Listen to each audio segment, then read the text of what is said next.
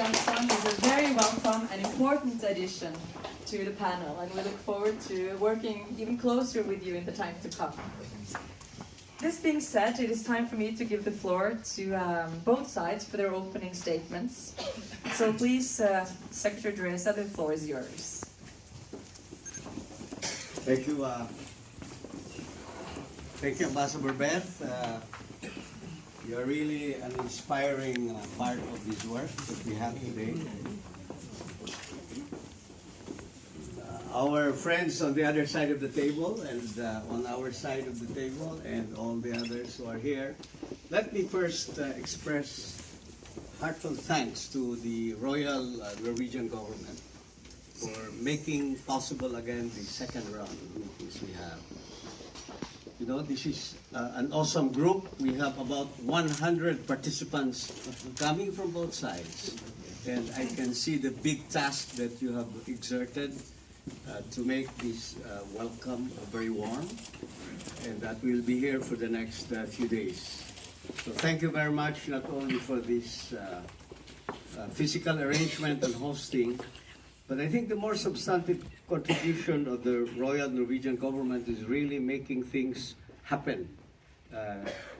These negotiations across the table would not have been really this good and somehow achieved some milestones without the assistance of the Royal Norwegian government. And of course, we have been charmed by the chair herself, Ambassador Elizabeth Slaton, and the senior advisor.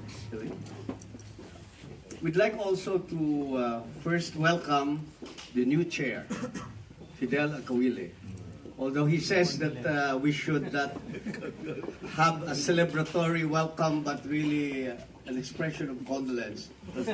But we feel that he's coming in as an able replacement of Kalui, who had also been a guiding light in our work.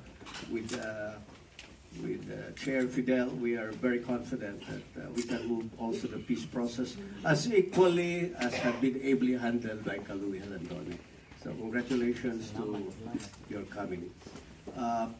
Very significant during this round is actually the physical presence of the members of Congress who are all here. And may I have the privilege of introducing them.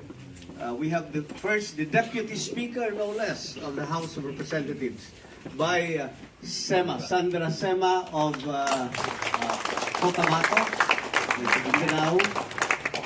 She is not only in her own right an activist, but she is married to a revolutionary, Musema of the MNLF.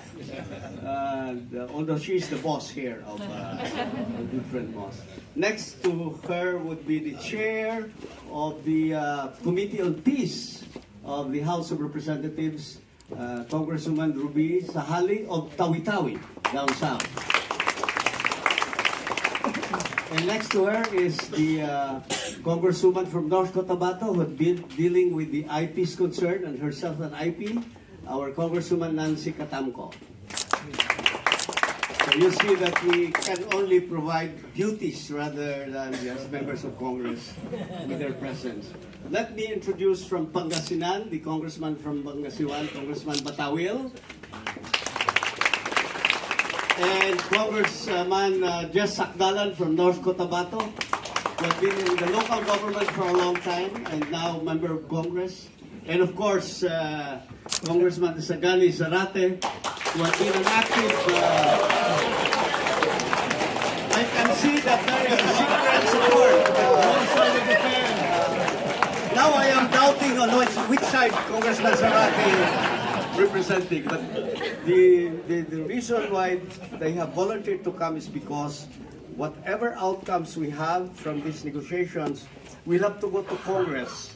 And we don't want to see what happened to the previous agreements that were signed that never saw the day of light in Congress. Now, with them being part of the whole process, we are assured that whatever we will be taking up across the table, we'll see some kind of an implementing mechanism that Congress will approve. So they will be with us all the way beginning now until the end of the negotiations. So thank you very much for one final word is we have noticed recently what happened with the peace agreement in Colombia. And we thought that even before the Colombian experience, we thought that while we have to address across the table, we have always also believed that there is a bigger table outside, although they're not active participants in the negotiation, that we must see to it that they also buy in and have some kind of an ownership on what we are agreeing across the table. To be assured that when we come up with a final peace agreement, if at all we come to that point, that we will see the bigger stakeholders supportive of the outcomes coming from this table. So with that, we'd like to thank everyone and hope that the continuing effort that we are going to give today will be pursued further, and we will not stop relentlessly until we achieve a final peace agreement across the table. Thank you very much. Now I will hand over the floor to Professor Jose Maria C. Social consultant.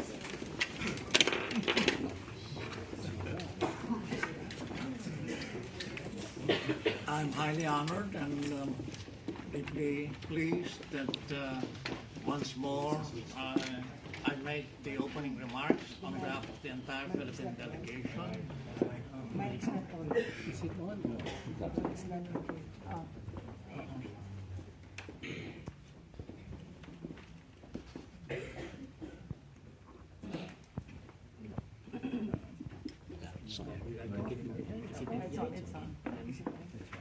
I wish to reiterate the deep sense of gratitude from, maybe I need to change.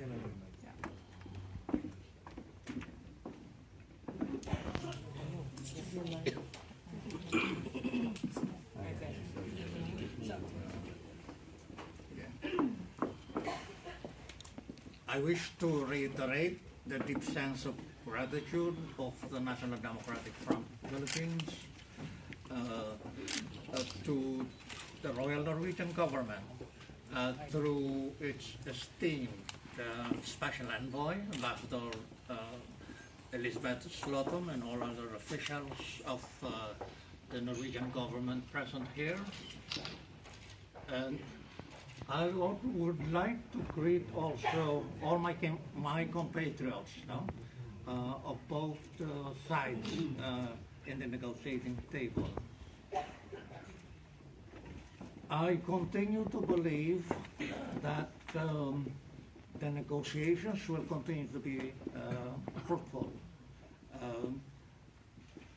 The most important thing is that the two sides always have in mind the democratic, the national and democratic rights and interests of the entire Filipino people as a common point of reference. Thus, despite differences in certain respects, I'm sure that in general we can conduct non-adversarial negotiations in a sort of win-win situation. I'm confident about this because the leading factors on both sides of the negotiations are determined to carry out the peace negotiations to a successful conclusion within a short period of time, possibly 1 to 2 years. It is possible, even 1 year. It remains to be seen how fast we can agree for the benefit, common benefit of our people. And President Duterte has made manifestations that he's open to the principles and policies which National Democratic Front stand for. And you have witnessed legal and progressive forces in the Philippines welcome so many times the pronouncements made by President Duterte. So the reaction of the progressive forces are quite different from the reaction to previous presidents.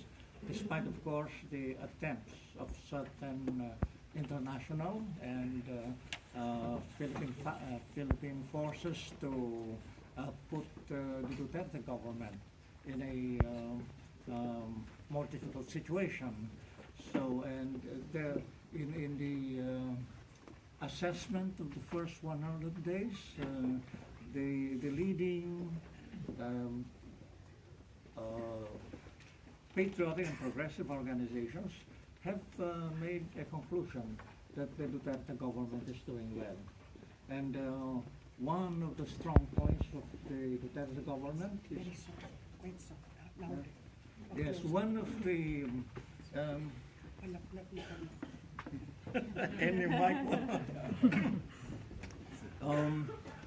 One of the strong points of the Duterte government is, of course, the accelerated process of peace negotiations. I believe that if we can give priority to rendering justice to all the political prisoners, especially during the regimes of Arroyo and Aquino, we can render justice to them by simply complying with the JASIG and the Carril. I think President Duterte has done well in giving due respect to the JASIG and releasing the JASIG-protected political consultants of the National Democratic Front of the Philippines. And we, on the side of the NDF, hope that by the grant of amnesty to all the political prisoners,